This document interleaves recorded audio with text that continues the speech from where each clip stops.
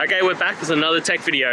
Now I'm going to go through your question, answer it, and hopefully you get the solution. Now remember to stay just a little bit crazy like me, and you'll get there to that resolution. Alright, let's continue on to the video.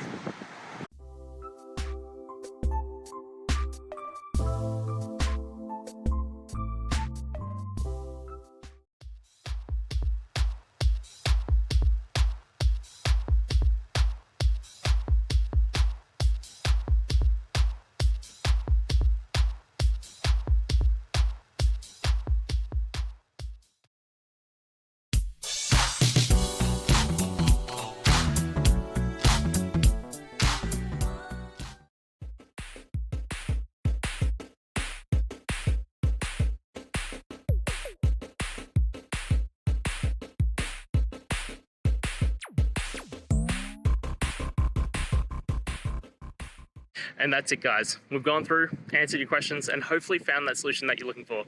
If we did, please hit subscribe. I'd really appreciate it. And until the next time you need technical help, I hope you have a good one.